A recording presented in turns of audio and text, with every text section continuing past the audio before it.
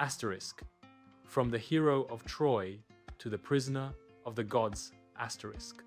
Imagine winning the most famous war in history and still not being able to return home. Imagine crossing unknown seas, facing giants, monsters, sorceresses, storms, and even furious gods, just to reunite with your wife and child. This is not just the saga of a man, but the metaphor of human life, the constant struggle to return to the place we came from. This is the Odyssey, the end of the Trojan War. Everything begins with the fall of Troy.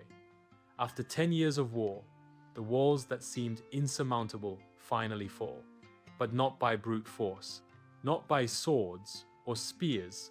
Troy fell by the cunning of a single man, Odysseus. He was the one who conceived the plan of the asterisk Trojan horse, a huge wooden gift left in front of the city gates. The Trojans believed it was a gift from the gods and brought it inside. At night, Greek soldiers hidden inside the horse opened the gates and allowed the army to enter. Troy was set ablaze. Odysseus, the king of Ithaca, became an immortalized hero. But the hardest part was still to come, returning home. And here comes the first reflection. How many times do we believe that after winning a great battle, the worst is over? But sometimes it is precisely after the victory that the trials begin. The beginning of the journey home, Odysseus gathers his men, boards his fleet, and departs from Troy. The longing for Penelope and Telemachus drives him. But the sea is treacherous. The first stop is in the land of the asterisk, Sicons, asterisk. At first, they plunder the city and feel victorious. But the inhabitants regroup, call for reinforcements, and counterattack with violence. Many of Odysseus's men are killed. The hero realizes the journey back will not be easy. Soon after, they arrive at the land of the Lotophagi, the lotus eaters. There, their sailors taste the flower that makes one forget. Whoever eats it loses the desire to return, wanting only to live in that sweet stupor. Odysseus needs to drag them back to the ship by force. The enemy is not just external, sometimes it is internal. Forgetfulness, abandonment of purpose, the encounter with Polyphemus, the Cyclops. The fleet arrives at a mysterious island. There, the Cyclops live, giants with a single eye. Odysseus and some men enter the cave of Polyphemus, son of Poseidon. At first, they believe they will find hospitality, but the Cyclops returns, closes the entrance of the cave with an immense stone, and devours 2 sailors in front of the others. Fear takes over. They are trapped. One mistake will mean death for everyone. Ulysses then puts his cunning into practice. He offers wine to the Cyclops. Drunk, Polyphemus asks the visitor's name. Odysseus replies, "My name is Nobody." When the monster falls asleep, the Greeks heat a wooden stake and drive it into his eye. Polyphemus screams, calling for help. The other Cyclops ask who hurt him. He replies, "It was nobody," and so no one comes to help him. The next morning, Odysseus and his men tie themselves under the sheep.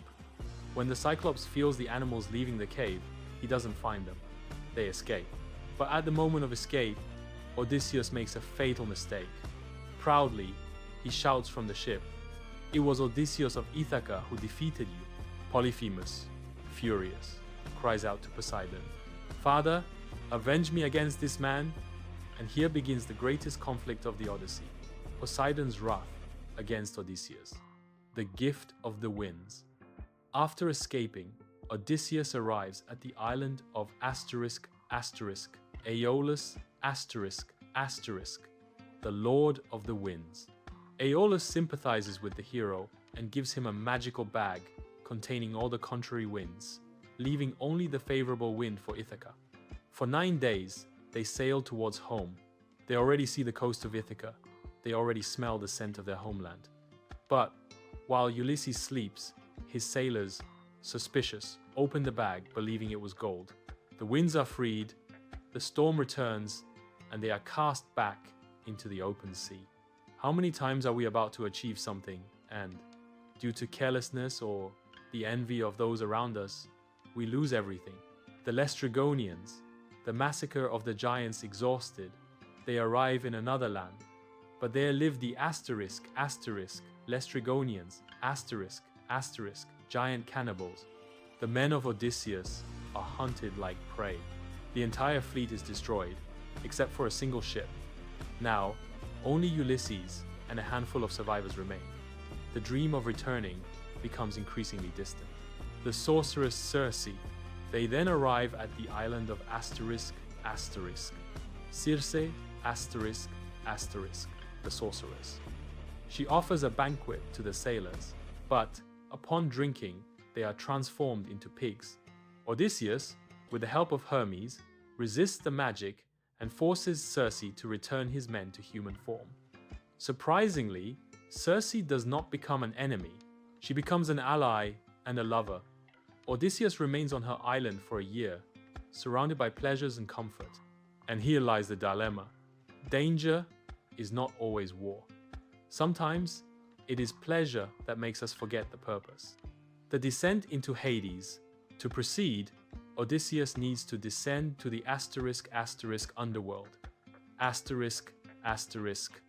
It is there that the prophet Tiresias will reveal his fate. Odysseus descends to Hades and encounters terrifying figures.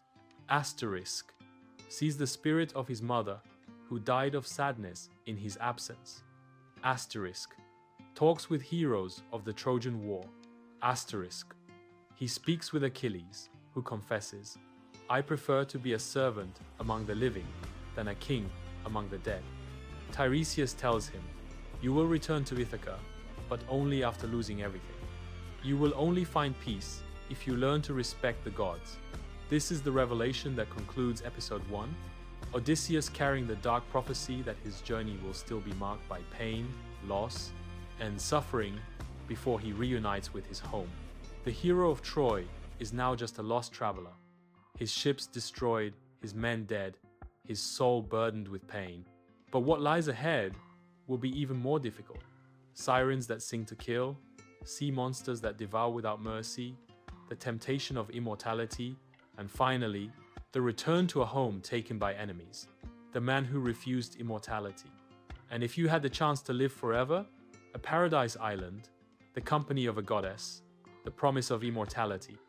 But, in exchange, you would have to forget your wife, your child, and your homeland. What would you choose? Odysseus had that chance, but he said no. And it was this decision that made him not just a Greek hero, but an eternal symbol of the human condition. The search for home, even if it is mortal, fragile, and ephemeral. This is the heart of the Odyssey. And now you will learn the outcome of the journey that crossed seas, gods, and monsters. The Song of the Sirens.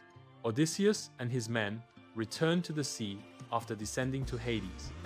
The first threat, the Song of the Sirens ***. Creatures half woman, half bird, who lure sailors with a voice so beautiful that no man could resist. Those who heard them would throw themselves into the sea and die. Odysseus knows the danger. He orders his men to plug their ears with wax and tie him to the ship's mast. "No matter how much I scream, don't let me go." The ship passes near the sirens. They sing promises of infinite wisdom, of eternal glory. Odysseus rides, begs, almost goes mad. But his men keep him restrained, and the ship continues. This scene symbolizes one of the greatest human challenges, resisting the temptation of what seems beautiful but leads to destruction. Between Scylla and Charybdis.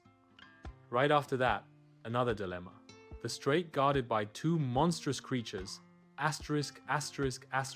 Scylla a six-headed monster that devours sailors. Charybdis, a whirlpool capable of swallowing entire ships. There is no way out without losses. Odysseus decides to pass near Scylla, sacrificing some men, but saving the rest. If he chose Charybdis, everyone would die. It's the metaphor of life. Often, we have to choose between two evils, opting for the one that causes less destruction. The island of the sun Helio, tired, they arrive at the island of the god Helios, where sacred cattle graze. Odysseus warns them, "Do not touch those animals. They belong to the sun god. Whoever harms them will die." But while he sleeps, his hungry men sacrifice the oxen. The punishment is immediate. A divine storm destroys the last ship. Everyone dies except for Odysseus. Alone, clinging to debris, he wanders the seas. Calypso, the temptation of immortality. Odysseus arrives at the island of the nymph Calypso ***. She welcomes him, takes care of him, falls in love. For 7 years, she keeps him as a lover and a prisoner. But Calypso offers something more. Immortality. Stay with me and you will never die. You will be my eternal husband on this paradise island. Any man would have accepted, but Odysseus says no. He prefers to grow old beside Penelope rather than live eternally without her. Here is the climax of the Odyssey. The hero does not seek eternal glory, but the simple, mortal return. The gods finally intervene. Hermes brings Zeus's order. Calypso must free him. The nymph cries, but obeys. Odysseus builds a raft and departs. The shipwreck and the Phaeacians Poseidon hasn't given up yet. The god of the seas sends a terrible storm. Odysseus almost dies, but he manages to reach the land of the Phaeacians, a hospitable people. There, tell your whole story, from the fall of Troy to the encounter with Calypso. The Phaeacians take pity on him and give him a ship to finally return to Ithaca. The return to Ithaca, after 20 years, Odysseus sets foot in his land once again, but he finds his home in moral ruins. More than 100 suitors court Penelope, devour her wealth, and insult her name. The goddess Athena disguises him as a beggar. Thus, he silently observes who is loyal and who betrayed him. He reunites with his son Telemachus, and together they plan their revenge. The archery tournament, Penelope, under pressure, organizes a challenge. Whoever can string Odysseus's bow and shoot an arrow through 12 axes will be her new husband. The suitors fail one by one. Then, the beggar asks to try. Amidst laughter and mockery, he raises the bow. With ease, he draws it and fires. The arrow pierces the axes.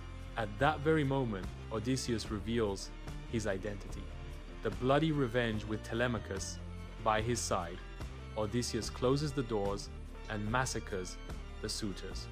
It is a brutal scene, full of blood and fury. The traitors are punished. This is the moment of catharsis. The hero, after years of suffering, finally regains his honor and his home. The test of Penelope, but Penelope still doubts. Is it really Odysseus, or just an imposter? She is testing. Orders the wedding bed to be prepared outside the room. Ulysses protests. This is impossible. Our bed was made from an olive tree rooted in the house. No one could move it. Penelope cries. Only Odysseus could know this secret. They hug. The hero is finally home. Final reflection, the Odyssey is not just the story of a return. It is the story of every human being. Asterisk resist the temptations. Asterisk fight against internal and external monsters. Asterisk face impossible choices. Asterisk losing almost everything. Asterisk and, in the end, rediscover what really matters. And I ask you, what is your Odyssey? What is the sea you need to cross? What is the monster you need to face? What is the home you fight to return to? Ulysses refused immortality because he understood that there is no greater glory than human love and home. True eternity is not in living forever, but in being remembered, in leaving a mark on lives, in returning home. If this story spoke to your heart, subscribe to the channel, activate the bell, and share. Because every week, we bring stories that, like the Odyssey, span centuries and still resonate in each of our lives.